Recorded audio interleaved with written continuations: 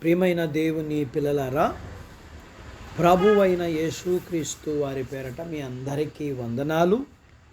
ప్రభువు పేరట మీ అందరికీ శుభములు, దీవెనలు కలుగునుగాక. ఈ ఉదయకాలం పరిశుద్ధ గ్రంథము నుండి దేవుని వాక్యాన్ని చదువుకుందాం. ప్రసంగి గ్రంథం 12వ అధ్యాయం 13వ వచనం చదువుకుందాం. ఇదంతయు వినిన తర్వాత తేలిన ఫలితార్థం ఇదే: దేవుని యందు భయభక్తులు కలిగి ఉండి ఆయన కట్టడలను అనుసరించి నడుచుకొనవలెను. ఇది మానవ కోటికి ఇది ఏ విధి. దేవుడు తన మాటలు మన కొరకు దీవించునుగాక.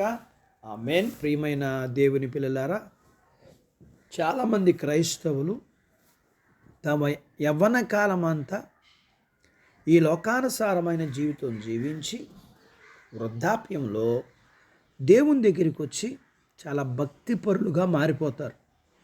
అంతకుముందు వారు జీవించిన జీవితం దేవుడు చూడనట్లు, వారు చేసిన పనులు దేవుడు మర్చిపోయి ఉంటాడు అన్నట్లు నీతిమంతుల అవతారం ఎత్తుతారు. దేవుడు మానవ కోటికి విధిగా ఇచ్చిన దానిని జీవితాంతం నెరవేర్చాలనుకుంటారు. భూమి మీద పుట్టిన మనుషులందరిలో అత్యంత జ్ఞానం కలిగిన వాడిగా ధనవంతుడైన సలోమాను ఆయన మనుషుల జీవితాలను, వారి జీవన విధానాన్ని పరిశీలించి ప్రసంగి గ్రంథం రాశాడు. ప్రభువారి సహితము సలోమాను గురించి చెప్తూ అతను సమస్త వైభవంతో జీవించాడని, జ్ఞానవంతుడని చెప్పారు. సలోమాను అంతటి జ్ఞానం కలిగిన వ్యక్తి తన స్వకీయ అనుభవముతో భూమి మీద మనుషులు జీవించడానికి పడే పాటలు వ్యర్థములని, ఒకడు గాలికై ప్రయాసపడినట్లని నిర్వహించాడు. ఈ లోకంలో మనుషులు ఎంతో కష్టపడి సంపాదించుకున్న జ్ఞానమును బట్టి కానీ, ధనమును బట్టి కానీ, విలాసవంతమైన జీవితమును బట్టి కానీ సంతోషంగా ఉండలేకపోవచ్చున్నారు. కాబట్టి వారి కష్టమంతటి వలన వారికి ఏమీ ప్రయోజనం లేదని దేవుని ద్వారా జ్ఞానం పొందిన వ్యక్తి చెప్పే మాటలు ఎంతమందికి ఇష్టం అంటారు? జీవితాన్ని కాచి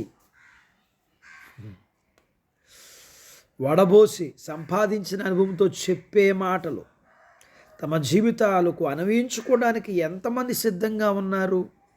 ఈ లోకంలో జీవించటం మనుషులకు చాలా కష్టతరంగా ఉంటుంది. ఈ భూమిని సృష్టించిన దేవునికి తో సంబంధం లేకుండా మనంతటా మనమే బ్రతకటం మన శక్తికి మించింది. మన శక్తిని మించిన భారాన్ని మనము మోయగలమా? అలా మోయగలను అనుకోవడం వలనే ఈ జీవితం మనకు కష్టంగా ఉంటుంది. మనం ఎలా నడవాలో దేవుడు నిర్దేశించిన ప్రకారం నడిస్తేనే మన బ్రతుకుకు ఎలాంటి ఒడిదుడుకులు లేకుండా సాఫీగా సాగిపోతుంది. మనం కోరుకునే ఐశ్వర్యములో కానీ, హోదాలో కానీ, ధనములో కానీ ఎలాంటి సంతోషం ఉండదు. అందుకని దేవుని యందు భయభక్తులు కలిగి జీవిద్దాం. దానిలోనే మనకి ప్రతి విధమైన ఆశీర్వాదం ఉన్నది. లేఖనములో యెహోవా యందు భయభక్తులు గలవార చిన్నలనేమి పెద్దలనేమి ఆయన ఆశీర్వదించులనే మాటను బట్టి ఆయన యందు భయభక్తులు కలిగిన జీవితాన్ని కొనసాగిద్దాం. దేవుడు మనకు సహాయం చేయునుగాక. ఆమేన్. దేవుడు తన మాటలు మన కొరకు దీవించునుగాక. ఆమేన్. ప్రార్థించుకుందాం. నాతో పాటు ఏకీభవించండి. మమ్మలను మిక్కిలిగా ప్రేమించిన మా ప్రియ పరలోకపు తండ్రి, మీ పరిశుద్ధ నామమును బట్టి మీకు వందనాలు. ఈ ఉదయకాలం మీ పాదాల దగ్గర మీ లేఖనాన్ని మేము నేర్చుకోవడానికి సహాయం చేశారు. నేర్చుకున్న లేఖనపు సత్య ప్రకారం ఈ లోకంలో మాకు సమస్త ఆశీర్వాదాలు మీ యందు భయభక్తులు కలిగి ఉండడం ద్వారా మాకు లభిస్తాయని మేము నేర్చుకున్నాం. నేర్చుకున్న దానిని బట్టి మేము వేటిని బట్టి అయినా జీవించటం కాదు, కానీ మీ యందు భయభక్తులు కలిగి జీవించే జీవితాన్ని ఇష్టపడే హృదయాలు మా అందరికి ఇవ్వండి. మీ పిల్లలను దీవించండి. చిన్న బిడ్డలను, యవనస్తులను, వృద్ధులను, స్త్రీలను, పురుషులను దీవించండి. చిన్న బిడ్డల యవనస్తుల చదువుల్లో సహాయం చేయండి. వారి ఉద్యోగ ప్రయత్నాల్లో విజయాలు ఇవ్వండి. చిన్న బిడ్డల యవనస్తులకు ఆరోగ్యం ఇవ్వండి. ఉద్యోగాలలో ప్రమోషన్స్ ఇవ్వండి. చేతి పనులు, వ్యాపారాలు, పొలాలు, పశువుల్ని దీవించండి.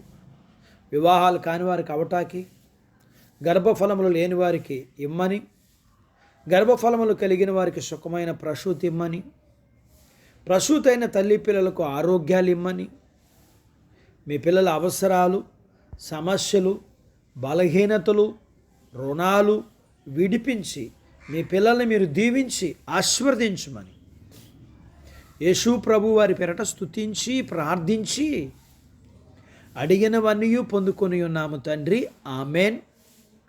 దేవుడు మిమ్మును దీవించునుగాక. ఆమెన్.